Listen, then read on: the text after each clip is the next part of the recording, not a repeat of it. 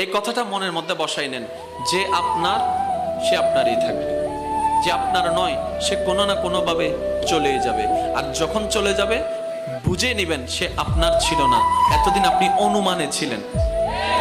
যেটা আপনার পাওয়ার সেটা যদি ওই পৃথিবীর শেষ প্রান্ত যদি থাকে, কোনো না কোনো ভাবে সেটা আপনার হাতেই আসবে। আর যেটা আপনার নয় এটা যদি আপনার হাতের কাছেও থাকে আপনি স্পর্শ করতে পারবেন না। বাস এই দুইটা কথা যদি আমরা কোনোভাবে মনে এবং মাথায় রবের উপর ভরসা করে বসাই ফেলতে পারি, আমাদের জীবনের অর্ধেক ডিপ্রেশন এমনিতেই কমে যাবে। সুবহান।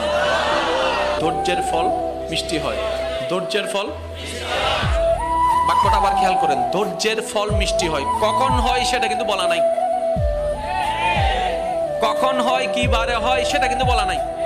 তার মানে ধৈর্যের ফল মিষ্টি হবে এটাই সত্য, কিন্তু সেই সময়টা যেন আমরা নির্ধারণ না করি যে এতদিন পরে হবে। না না, আল্লাহ যেই দিন চাইবেন সেই দিন হবে বড় মজাদার।